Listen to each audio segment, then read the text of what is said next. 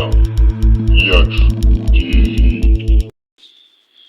Amahoro imigisha bituruka ku Mana ibe kuri buri muntu wese umajije gufata umwanya agakora subscribe kuri Islam yacu TV, aho tubagezeho ibiganiro bigiye bitandukanye tubavanira impande n'impande tugenda tubacukumburira bimwe amatwi yanyu atigeze yumva, aribyo duhora dusubiramo buri munsi tuvuga ngo mujye mugwa amakuru n'umuyoboro kugira ngo mugerweho n'amakuru agiye atandukanye, kandi munabishishikariza abandi mukora share ku biganiro bigiye bitandukanye ndetse munatanga ibitekerezo n'inyunganizi, turazibona kandi turazisoma. Ibi ni byo tunifashisha kugira ngo tugende tubagezaho amakuru agiye atandukanye. Uyu munsi rero ntabwo turi bwatinde nanone nk'uko twabyiyemeje, ntabwo tugiye kuyatumira abantu kereka ibigiye wenda bitandukanye, wenda bisaba ko bifata umwanya, ariko ndagusaba ko wafata akanya kawe gatoya maze ubundi ugakurikira iki kiganiro gitamara iminota irenze 10 cyangwa se 5, ntabwo turi bwatinde muri makeya. Hari iminsi ishize tugenda tubona amafoto agenda acicikana ku mbuga nkoranyambaga, harimo n'aya ngaya muri kureba.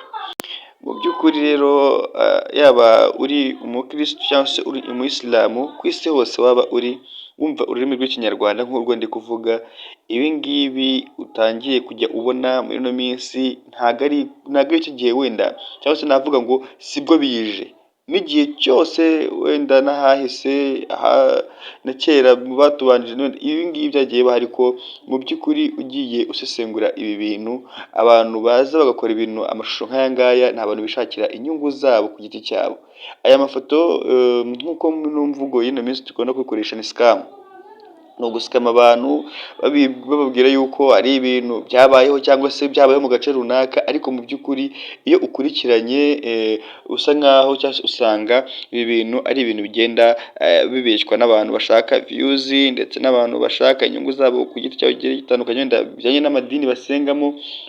Murumva hari n'iminsi igeze guca bakubwira ko ngo Bikira Mariya yigaragarije abantu, ariko ibyo byose ibimenyetso biba bihari ntabyo, uretse ko bagaragaza amafoto gusa. Niba ushatse umuntu waba warabibonye cyangwa se wari uhari akubwira ko atabibonye neza, hari ababibonye, abo babibonye nabo ntabwo wabagiraho ngo bavugishe bagire ikintu bagutangariza. Rero ibi ngibi iyo tubihujahuje dusanga ari ibintu bijyanye na scam, ni abantu babeshya abandi kugira ngo bateshwe ku murongo bibereyeho.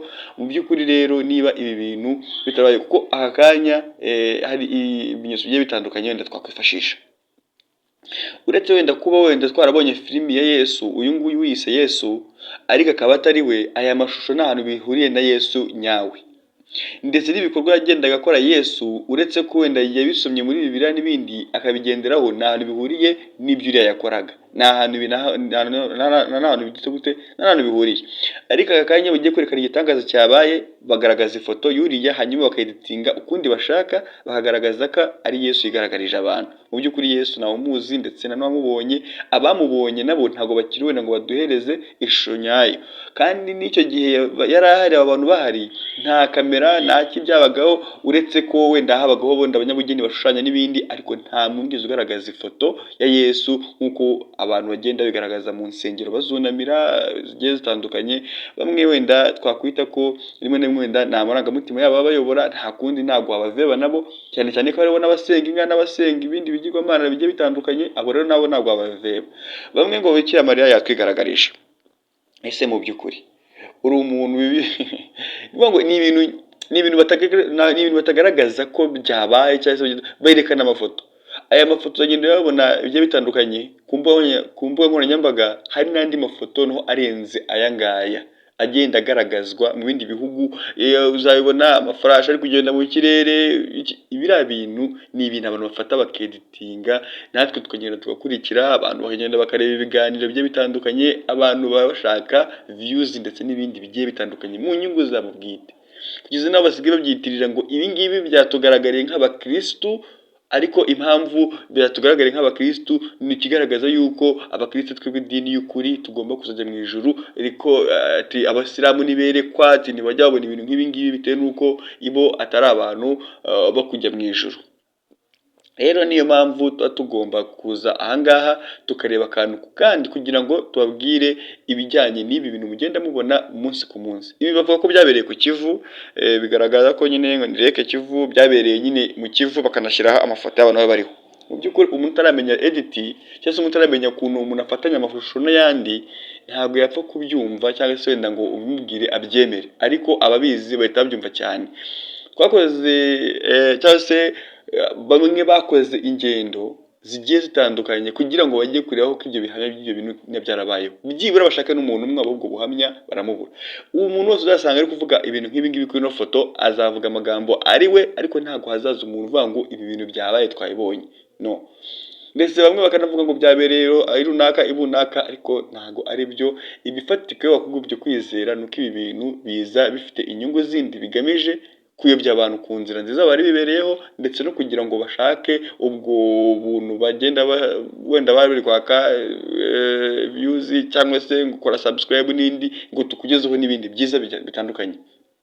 Ariko nizera ko iyo urebye ikiganiro kikarangira hanyuma maze ubundi ukumva ikiganiro kiragufashije, ni byiza wahakandiye subscribe no muntu bikubwirije, cyangwa se wenda wakumva ko ushaka uhora ubona ibyo biganiro bigufasha, cyangwa se ibyo biganiro ndashaka kubyumva nubwo bitagufasha, ariko nyine urumva ko hari amakuru wakuramo ibyo bintu ushaka kugira ngo wenda bikugereho, ukanda subscribe nta muntu bikubwirije, ugakanda share ukabigeza ku bandi nta muntu bikubwirije. Like kuyitanga ni uburenganzira bwawe, niba wakunze ikiganiro yitange.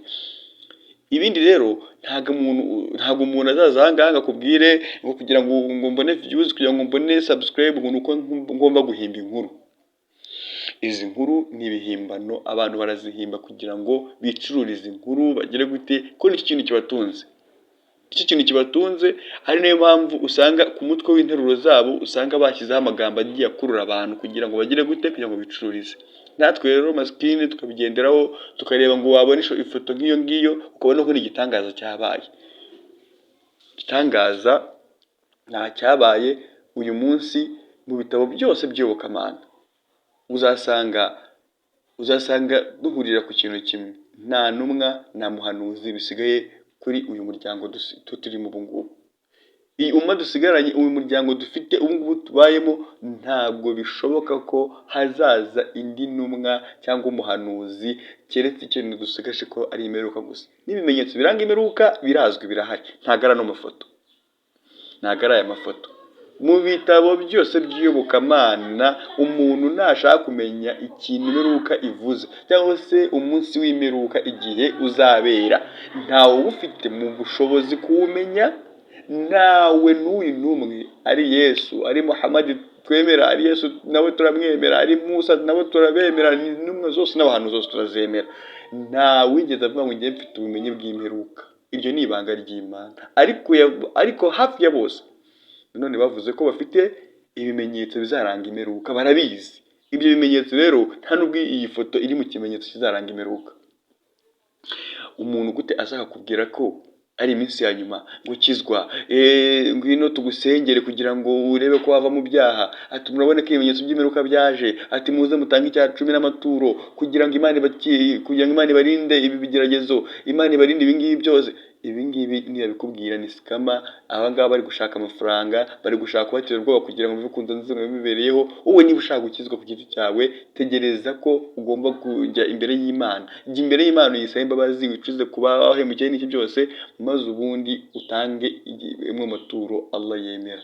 Imana yemera utanga amaturo, ariko uyatange ugamije kwiyezaho ibyaha byawe. Naho umuntu ukubwiye ngo urapfa, ngo uragira gutya, ngo birakugendekera gutya, niyo mpamvu rero natinze, nabwiye ko turi bwihute kugira ngo tarenze iminota twihaye.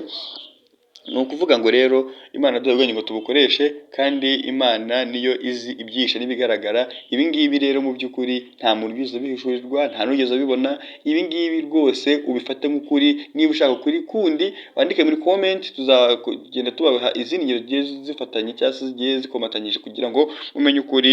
Inshallah ta'ala mu biganiro by'ubutaha mujye mutubwira muri comment ibyo twavugaho kugira ngo tubikorere n'ubusesenguzi, ndetse tunabikorera ubucukumbuzi bugiye bwimbitse kuruta abandi bakirimo amarangamutima yabo.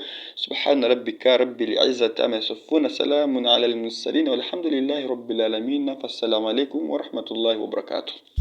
Islam yacu.